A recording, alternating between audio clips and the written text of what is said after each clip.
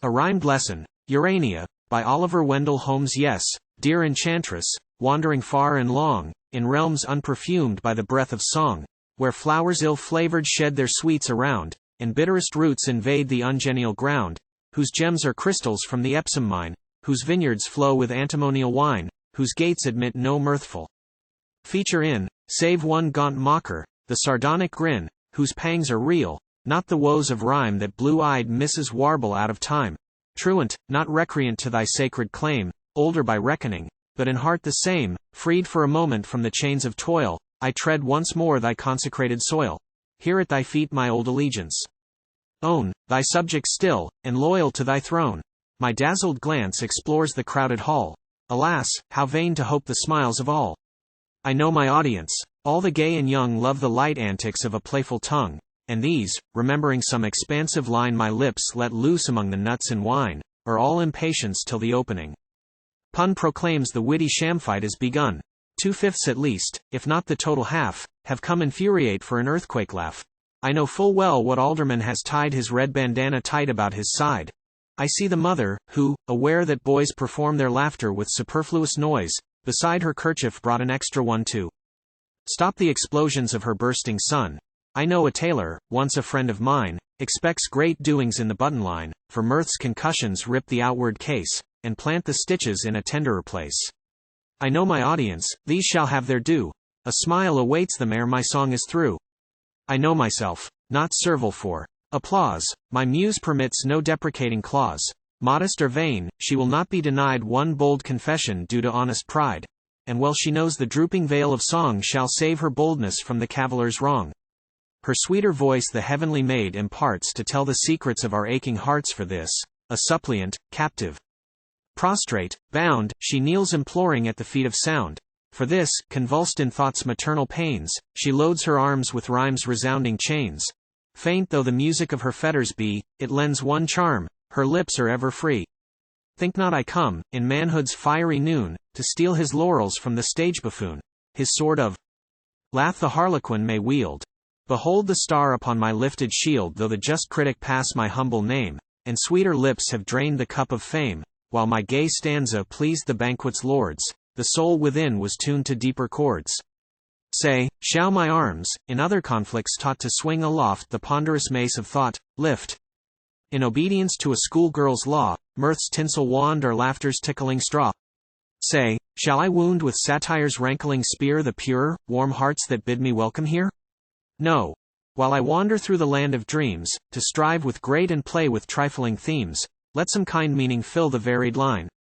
You have your judgment. Will you trust to mine? Between two breaths what crowded mysteries lie, the first short gasp, the last and long-drawn sigh. Like phantoms painted on the magic slide, forth from the darkness of the past we glide, as living shadows for a moment seen in airy pageant on the eternal screen, traced by a ray from one unchanging flame, then seek the dust and stillness whence we came. But whence and why, our trembling souls inquire, caught these dim visions their awakening fire? Oh, who forgets when first the piercing thought through childhood's musings found its way unsought?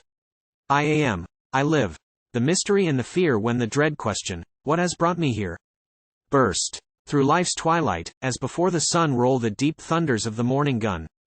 Our angel faces, silent and serene, bent on the conflicts of this little scene, whose dream-like efforts, whose unreal strife, are but the preludes to a larger life.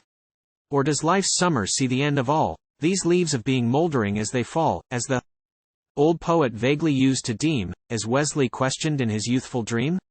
Oh, could such mockery reach our souls indeed, give back the Pharaoh's or the Athenian's creed?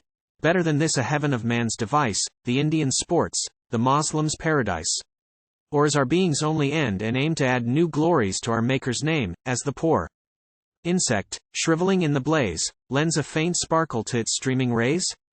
Does earth send upward to the Eternal's ear the mingled discords of her jarring sphere to swell his anthem, while creation rings with notes of anguish from its shattered strings?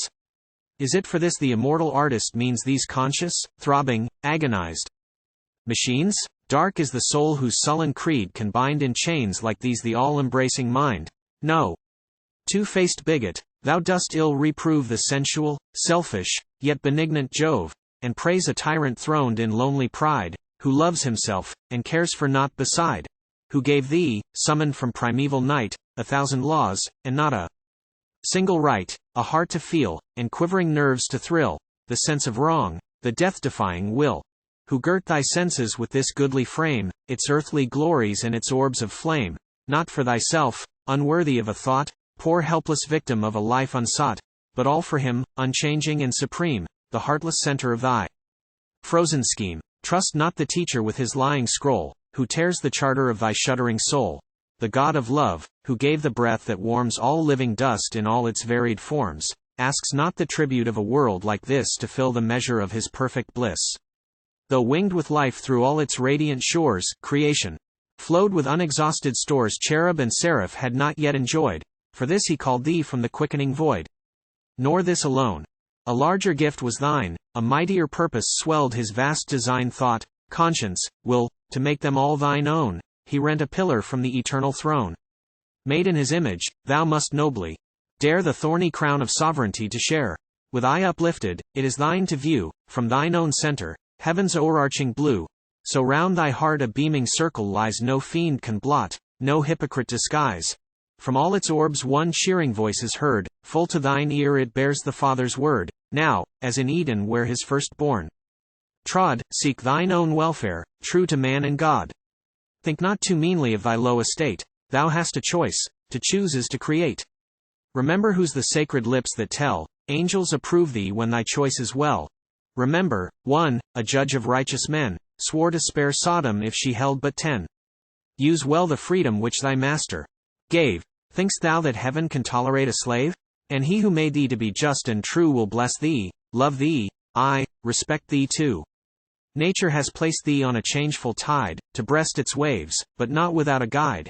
Yet, as the needle will forget its aim, jarred by the fury of the electric flame, as the true current it will falsely feel, warped from its axis by a freight of steel, so will thy conscience lose its balanced truth if passion's lightning fall upon thy youth. So the pure effluence quit its sacred hold girt round too deeply with magnetic gold. Go to yon tower, where busy science plies her vast antennae, feeling through the skies that little vernier on whose slender lines the midnight taper trembles as it shines, a silent index, tracks the planets' march in all their wanderings through the ethereal arch, tells through the mist where dazzled Mercury burns, and marks the spot where Uranus returns.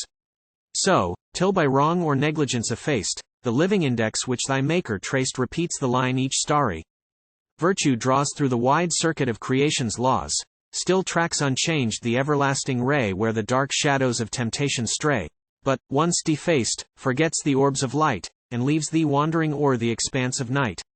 What is thy creed? 100 lips inquire. Thou seekest God beneath what Christian spire? Nor ask they idly, for uncounted lies float upward on the smoke of sacrifice. When man's first incense rose above the plain, of earth's 2 altars one was built by Cain. Uncursed by doubt, our earliest creed we take. We love the precepts for the teacher's sake. The simple lessons which the nursery taught fell soft and stainless on the buds of thought, and the full blossom owes its fairest hue to those sweet tear drops of affection's dew. Too oft the light that led our earlier hours fades with the perfume of our cradle flowers. The clear, cold question chills to frozen doubt. Tired of beliefs, we dread to live without. Oh then, if reason waver at thy side, let humbler memory be thy gentle guide.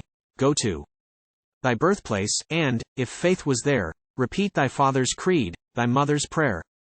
Faith loves to lean on time's destroying arm, and age, like distance, lends a double charm.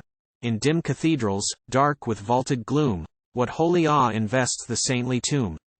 Their pride will bow, and anxious care expand, and creeping avarice come with open hand.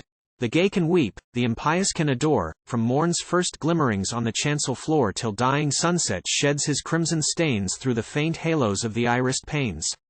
Yet there are graves, whose rudely shapen sod bears the fresh footprints where the sexton trod. Graves where the verger has not dared to shoot, where the chance wildflower has not fixed its root, whose slumbering tenants, dead without a name, the eternal record shall at length proclaim pure as the holiest in the long array of hooded, mitred, or tiara'd clay. Come, seek the air. Some pictures we may gain whose passing shadows shall not be in vain. Not from the scenes that crowd the stranger's soil, not from our own amidst the stir of toil, but when the Sabbath brings its kind release, and care lies slumbering on the lap of peace. The air is hushed, the street is holy ground. Hark! The sweet bells renew their welcome sound as one by one awakes each silent tongue, it tells the turret whence its voice is flung. The chapel, last of sublunary things that stirs our echoes with the name of kings, whose bell, just glistening from the font and forge, rolled its proud requiem for the second George, solemn and swelling, as of old it rang, flings to the wind its deep, sonorous clang.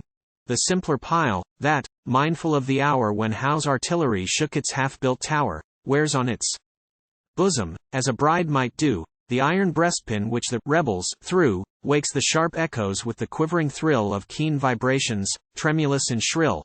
Aloft, suspended in the morning's fire, crash the vast cymbals from the southern spire.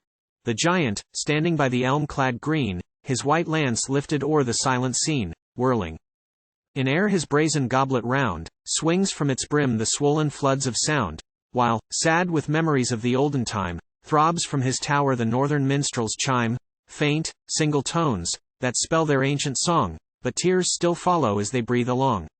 Child of the soil, whom fortune sends to range where man and nature, faith, and customs change, born in thy memory, each familiar tone mourns on the winds that sigh in every zone.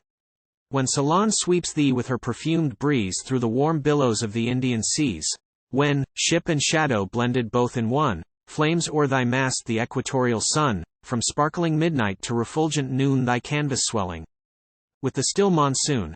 When through thy shrouds the wild tornado sings, and thy poor seabird folds her tattered wings, oft will delusion o'er thy senses steal, and airy echoes ring the Sabbath peal then, dim with grateful tears, in long array rise the fair town, the island-studded bay, home, with its smiling board, its cheering fire, the half-choked welcome of the expecting sire, the mother's kiss, and, still if aught remain, our whispering hearts shall aid the silent strain. Ah! Let the dreamer o'er the taffrail lean to muse unheeded, and to weep unseen. Fear not the tropics' dews, the evening's chills, his heart lies warm among his triple hills. Turned from her path by this deceitful gleam, my wayward fancy half forgets her theme. See through the streets that slumbered and repose the living current of devotion flows, its varied forms in one harmonious band, age leading childhood by its dimpled hand. Want, in the robe whose faded edges fall to tell of rags beneath the tartan shawl, and wealth, in silks that, fluttering to appear, lift the deep borders of the proud cashmere. See, but glance briefly, sorrow-worn and pale, those sunken cheeks beneath the widow's veil. Alone she wanders where with him she trod, no arm to stay her, but she leans on God. While other doublets deviate here and there, what secret handcuff binds that pretty pair? Compactest couple, pressing side to side, ah, the white bonnet that reveals the bride. By the white neckcloth, with its straightened tie, the sober hat, the Sabbath-speaking eye, severe and smileless, he that runs may read the stern disciple of Geneva's creed, decent and slow, behold his solemn march. Silent he enters through yon crowded arch. A livelier bearing of the outward man, the light-hued gloves, the undevout rattan, now smartly raised or half profanely twirled, a bright, fresh twinkle from the weekday world, tell their plain story. Yes, thine eyes behold a cheerful Christian from the liberal fold. Down the chill street that curves in gloomiest shade, what marks betray yon solitary maid? The cheek's red rose, that speaks a balmier air, the Celtic hue that shades her braided hair, the gilded missal in her kerchief tied, poor Nora, exile from Killarney's side. Sister in toil, though blanched by colder skies, that left their azure in her downcast eyes, see pallid Margaret, labor's patient child, scarce weaned from home, the nursling of the wild, where white Katahdin o'er the horizon shines, and broad Penobscot dashes through the pines. Still, as she hastes, her careful fingers hold the unfailing hymn-book in its cambric fold. 6 days at drudgery's heavy wheel she stands, the seventh sweet morning folds her weary hands. Yes, child of suffering, thou mayest well be sure he who ordained the Sabbath loves the poor. This weekly picture faithful memory draws, nor claims the noisy tribute of applause. Faint is the glow such barren hopes can lend, and frail the line that asks no loftier end. Trust me, kind listener, I will yet beguile thy saddened features of the promised smile. This magic mantle thou must well divide, it has its sable and its ermine side. Yet, ere the lining of the robe appears, take thou in silence what I give in tears. Dear listening soul, this transitory scene of murmuring stillness, busily serene, this solemn pause, the breathing space of man, the halt of toil's exhausted caravan, comes sweet with music to thy wearied ear. Rise with its anthems to a holier sphere. Deal meekly, gently, with the hopes that guide the lowliest brother straying from thy side. If right, they bid thee tremble for thine own. If wrong, the verdict is for God alone. What though the champions of thy faith esteem the sprinkled fountain or baptismal stream? Shall jealous passions in unseemly strife cross their dark weapons o'er the waves of life? Let my free soul, expanding as it can, leave to his scheme the thoughtful Puritan. But Calvin's dogma shall my lips deride? In that stern faith my angel Mary died. Or ask if mercy's milder creed can save, sweet sister, risen from thy new-made grave? True, the harsh founders of thy church reviled that ancient faith, the trust of Aaron's child. Must thou be raking in the crumbled past for racks and fagots in her teeth to cast? See from the ashes of Helvetia's pile the whitened skull of old Servetus smile. Round her young heart thy Romish upas, through its firm, deep fibers, strengthening as she grew.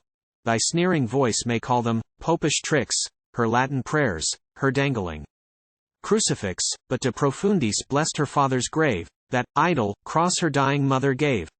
What if some angel looks with equal eyes on her and thee, the simple and the wise, writes each dark fault against thy brighter creed, and drops a tear with every foolish bead? Grieve, as thou must, o'er history's reeking page, blush for the wrongs that stain thy happier age. Strive with the wanderer from the better path, bearing thy message meekly, not in wrath. Weep for the frail that err, the weak that fall, have thine own faith, but hope and pray for all. Faith, conscience, love, a meaner task remains, and humbler thoughts must creep in lowlier strains. Shalt thou be honest? Ask the worldly schools, and all will tell thee knaves are busier fools. Prudent? Industrious? Let not modern pens instruct poor Richard's fellow citizens. Be firm. One constant element in luck is genuine solid old Teutonic pluck. See yon tall shaft, it felt the earthquake's thrill, clung to its base, and greets the sunrise still. Stick to your aim. The mongrel's hold will slip, but only crowbars loose the bulldog's grip. Small as he looks, the jaw that never yields drags down the bellowing monarch of the fields. Yet in opinions look not always back, your wake is nothing, mind the coming track. Leave what you've done for what you have to do. Don't be consistent, but be simply true. Don't catch the fidgets. You have found your place just in the focus of a nervous race, fretful to change and rabid to discuss, full of excitements, always in a fuss.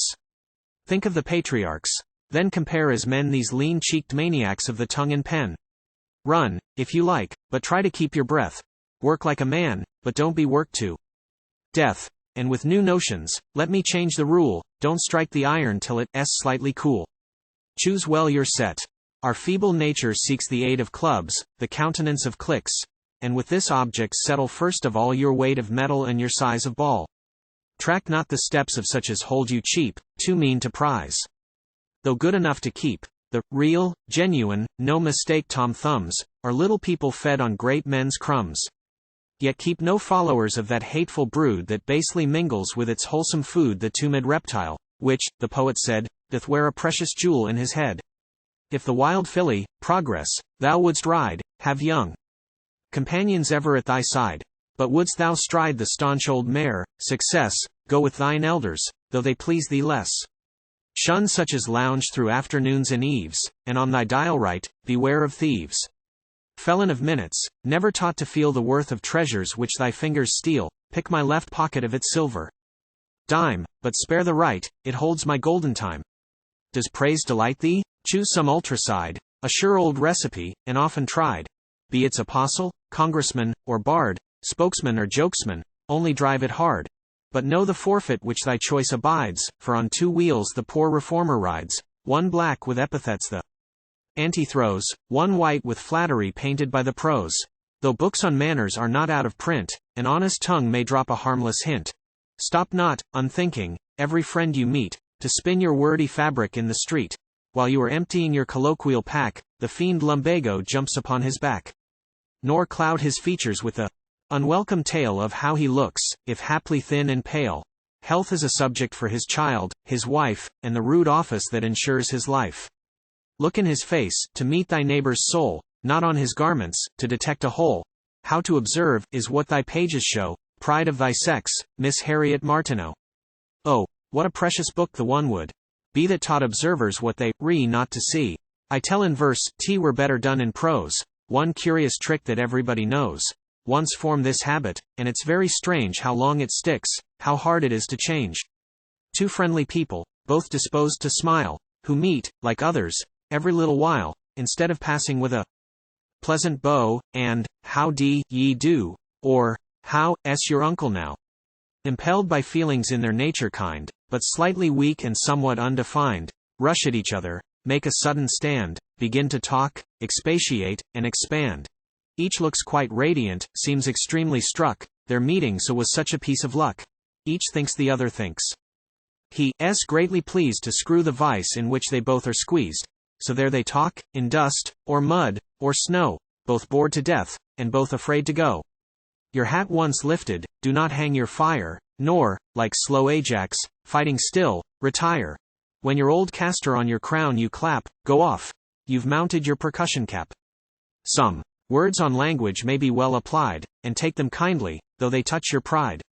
Words lead to things.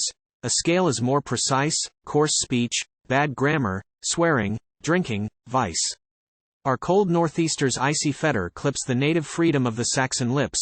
See the brown peasant of the plastic south, how all his passions play about his mouth. With us, the feature that transmits the soul, a frozen, passive, palsied breathing hole. The crampy shackles of the plowboy's walk tie the small muscles when he strives to talk. Not all the pumice of the polished town can smooth this roughness of the barnyard down. Rich, honored, titled, he betrays his race by this one mark, he's awkward in the face. Nature's rude impress, long before he knew the sunny street that holds the sifted few. It can't be helped though, if we're taken young, we gain some freedom of the lips and tongue, but school and college often try in vain to break the padlock of our boyhood's chain. One stubborn word will prove this axiom true, no quondam rustic can enunciate view. A few brief stanzas may be well employed to speak of errors we can all avoid. Learning condemns beyond the reach of hope the careless lips that speak of soap for soap. Her edict exiles from her fair abode the clownish voice that utters road for road less stern to him who calls his coat a koa, and steers his boat, believing it a boa. She pardoned one, our classic city's boast, who said at Cambridge most instead of most, but knit her brows and stamped her angry foot to hear a teacher call a root a roa. Once more. Speak clearly, if you speak at all. Carve every word before you let it fall. Don't, like a lecturer or dramatic star, try over hard to roll the British R. Do put your accents in the proper spot. Don't, let me beg you, don't say, how, for, what. And when you stick on conversation's burrs, don't strew your pathway with those dreadful ores. From little matters let us pass to less, and lightly touch the mysteries of dress. The outward forms the inner man reveal, we guess the pulp before we cut the peel. I leave the broadcloth, coats and all the rest, the dangerous waistcoat, called by cockneys, vest, the things named, pants, in certain documents, a word not made for gentlemen, but, gents. One single precept might the whole condense. Be sure your tailor is a man of sense. But add a little care, a decent pride, and always err upon the sober side. 3 pairs of boots 1 pair of feet demands, if polished daily by the owner's hands. If the dark menial's visit save from this, have twice the number, for he, sometimes miss. 1 pair for critics of the nicer sex, close in the insteps clinging circumflex, long, narrow, light. The Gallic boot of love, a kind of cross between a boot and glove.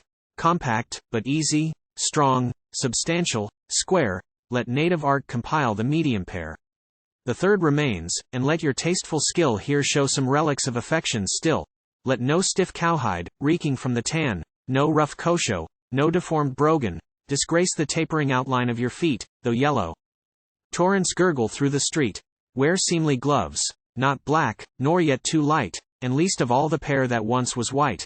Let the dead party where you told your loves bury in peace its dead bouquets and gloves. Shave like the goat, if so your fancy bids, but be a parent, don't neglect your kids.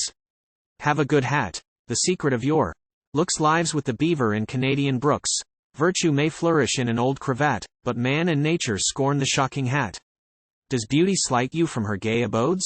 Like bright Apollo, you must take to roads, mount the new castor, ice itself will melt. Boots, gloves, may fail. The hat is always felt. Be shy of breastpins, plain. Well ironed white, with small pearl buttons, 2 of them in sight, is always genuine, while your gems may pass, though real diamonds, for ignoble glass. But spurn those paltry cis-Atlantic lies that round his breast the shabby rustic ties. Breathe not the name profane to hallow things the indignant laundress blushes when she brings. Our freeborn race, averse to every check, has tossed the yoke of Europe from its neck. From the green prairie to the sea-girt town, the whole wide nation turns its collars down. The stately neck is manhood's manliest part, it takes the life-blood freshest from the heart. With short, curled ringlets close around it spread, how light and strong it lifts the Grecian head. Thine, fair Erechtheus of Minerva's wall, or thine, young athlete of the Louvre's hall, smooth as the pillar flashing in the sun that filled the arena where thy wreaths were won, firm as the band that clasps the antlered spoil strained in the winding anaconda's coil. I spare the contrast. It were only kind to be a little, nay, intensely blind. Choose for yourself. I know it cuts your ear. I know the points will sometimes interfere. I know that often, like the filial John, whom sleep surprised with half his drapery on, you show your features to the astonished town with one side standing and the other down. But, oh, my friend, my favorite fellow man, if nature made you on her modern plan, sooner than wander with your windpipe bare, the fruit of Eden ripening in the air, with that lean head stock, that protruding chin, wear standing collars, were they made of tin? And have a neckcloth, by the throat of Jove, cut from the funnel of a rusty stove. The long-drawn lesson narrows to its close, chill, slender, slow. The dwindled current flows. Tired of the ripples on its feeble springs, once more the muse unfolds her upward wings. Land of my birth, with this unhallowed tongue, thy hopes, thy dangers, I perchance had sung. But who shall sing, in brutal disregard of all the essentials of the native bard? Lake, sea, shore, prairie, forest, mountain, fall, his eye omnivorous must devour them all. The tallest summits and the broadest tides his foot must compass with its giant strides, where ocean thunders, where Missouri rolls, and tread at once the tropics and the poles. His food all forms of earth, fire, water, air, his home all space, his birthplace everywhere.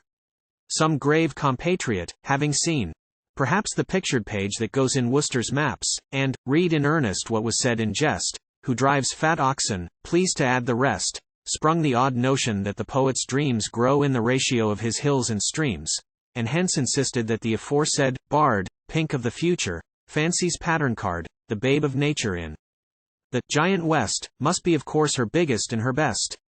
Oh, when at length the expected bard shall come, land of our pride, to strike thine echoes dumb, and many a voice exclaims in prose and rhyme, it's getting late, and he's behind his time. When all thy mountains clap their hands in joy, and all thy cataracts thunder, that's the boy. Say if with him the reign of song shall end, and heaven declare its final dividend. Be calm, dear brother, whose impassioned strain comes from an alley watered by a drain. The little Mincio, dribbling to the Po, beats all the epics of the Hoang Ho. If loved in earnest by the tuneful maid, don't mind their nonsense, never be afraid. The nurse of poets feeds her winged brood by common firesides, on familiar food.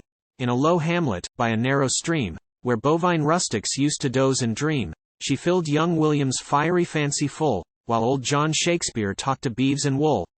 No alpine needle, with its climbing spire, brings down for mortals the Promethean fire, if careless nature have forgot to frame an altar worthy of the sacred flame.